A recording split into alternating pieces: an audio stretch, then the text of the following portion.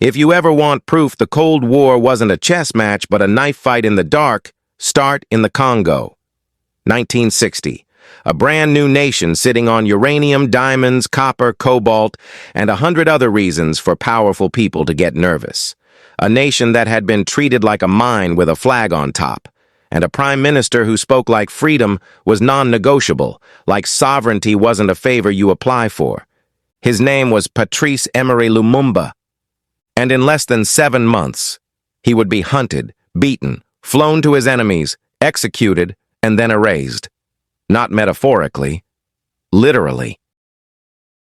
This is the rise and fall of Patrice Lumumba and the web of suspects, secret cables, corporate interests, and convenient neutrality that made it possible.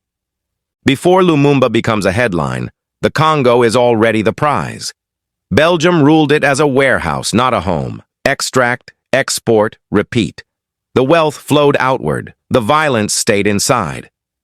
The colonial system trained a small class of clerks and evalués to keep the machine running, while most Congolese were denied meaningful education, representation, and basic political rights.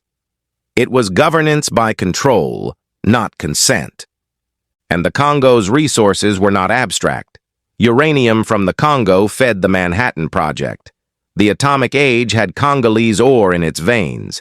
Yet Congolese people were expected to applaud the progress built on their backs. So when independence became inevitable in the late 1950s, Western governments didn't see a new democracy. They saw a vault door opening, and they panicked about who would hold the key. Lumumba didn't start as a general. He started as the kind of threat empires fear most, a communicator. Born in 1925, he grew up in a system engineered to keep Congolese voices small and obedient. But he read widely, learned fast, wrote constantly, and spoke with the kind of clarity that turns frustration into movement. He worked jobs that brought him close to colonial administration, and he learned its habits. Smile in public, dominate in private. He watched how paperwork could become a weapon, and how order could mean silence. By the time nationalist politics surged across Africa, Lumumba was ready. He helped build the Mouvement National Congolais, the MNC, pushing one big idea, a united Congo. Not a patchwork of breakaway fiefdoms, not a country carved into convenient pieces for outsiders to manage. Unity wasn't just poetry, it was strategy. That insistence on unity mattered because division would become the weapon used against him. In the late 1950s, Congo's political scene fractured into parties with different regional bases and different ideas of identity and power. Some movements emphasized ethnic or regional autonomy. Others pushed a centralized national project. Lumumba's MNC tried to speak to everyone at once, which is politically hard and strategically threatening. In 1959, unrest exploded. Belgium's grip loosened. And instead of a careful transition, Belgium rushed independence like someone trying to sprint out of a burning building while still holding the match. Political parties multiplied overnight. Regional leaders jockeyed for position. Belgium promised a quick handover without building durable institutions to hold the country together, especially in the security forces. Lumumba was arrested during this period, accused in connection with unrest. But jail didn't shrink him. It amplified him.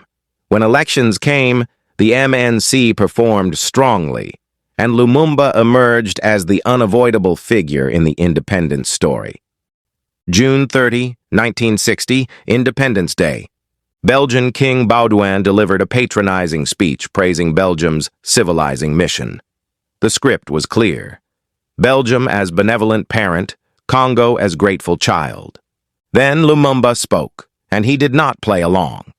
He spoke of the beatings, the humiliation, the racism, the forced labor, the theft.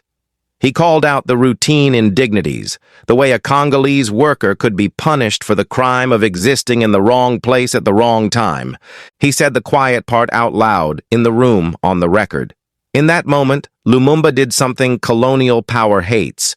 He took control of the narrative in front of the people who believed they owned it. To many Congolese, it was electric. Finally, truth without permission.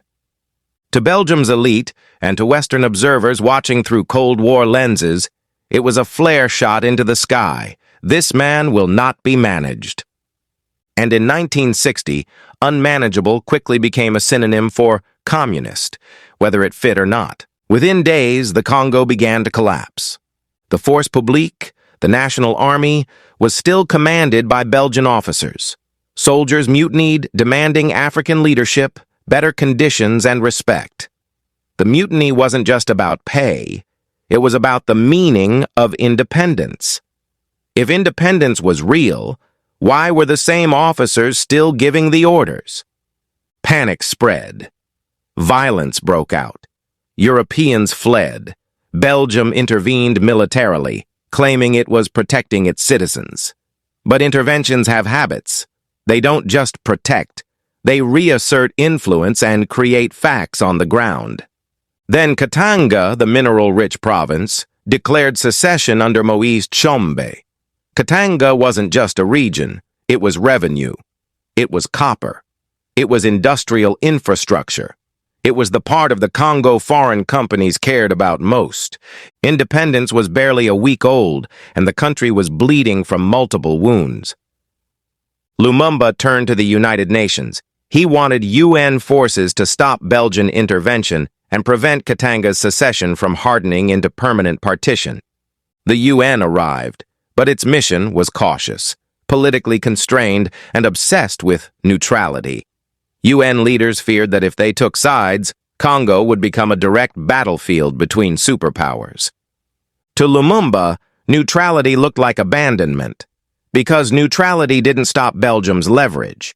It didn't reverse Katanga's breakaway. It didn't protect the central government's authority.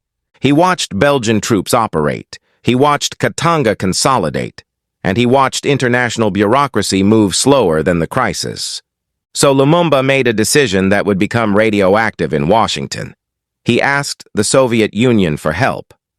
Not because he was secretly auditioning for the role of Moscow's puppet, because he was trying to keep his country from being ripped apart while the so-called guardians of peace debated procedures, mandates, and who was allowed to do what. But in the Cold War, asking the Soviets for assistance was treated as a confession. In Washington, Lumumba became the Lumumba problem. A charismatic leader in a massive resource state, a potential Soviet foothold, a strategic nightmare, especially in a country whose minerals mattered to Western industry and whose uranium had already shaped world history. Belgium had its own alarm bells. Lumumba threatened Belgium's post-colonial influence and the corporate networks that survived the flag change. Katanga's mineral economy was deeply tied to Belgian interests, and a unified Congo under Lumumba risked renegotiating everything. Inside the Congo, rivals smelled blood. President Joseph Kasavubu distrusted Lumumba, and their partnership was always uneasy. Two power centers, two constituencies, two different instincts. Regional leaders resented Lumumba's centralizing vision, and a young army chief, Joseph Désiré Mobutu, watched and learned, understanding that in a crisis, the man with the guns can become the man with the future. Now imagine the pressure converging. Foreign powers want him neutralized, internal rivals want him removed, and the state is unraveling so fast that emergency measures start to sound reasonable. That is how democracies die. Not with one dramatic moment, but with 1,000 excuses. September 1960, Kasavubu dismissed Lumumba from office. Lumumba rejected the dismissal and tried to remove Kasavubu in return, a constitutional crisis in a country that had been independent for about 10 weeks. Then Mobutu stepped in with a neutralization coup, suspending politicians under the language of stability. It was a power grab dressed up as a pause button. Lumumba was placed under house arrest, cut off from radio, cut off from travel, cut off from the political oxygen that kept him alive.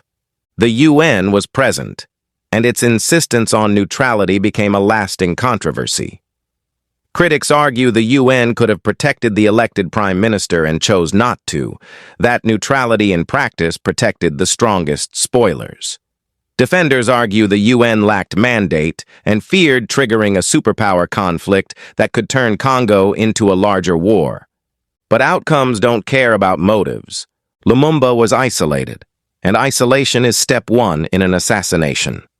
Lumumba decided to escape. His plan was to reach Stanleyville, where allies held territory and support was stronger. If he could set up a rival center of government, he could survive politically and maybe force negotiations. But the Congo was full of roadblocks, informants, and shifting loyalties. He traveled through a landscape where every mile could be sold to the highest bidder, where a phone call could be worth a lifetime salary. He was captured. Accounts of his treatment are brutal. Beaten, humiliated, moved like a trophy. The goal was not just to hold him, it was to break him, to show the country that the man who dared speak back was now powerless. Now the question for his enemies was simple. What do you do with Patrice Lumumba? If he lives, he's a rallying point.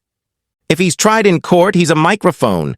If he's imprisoned, he's a martyr in storage.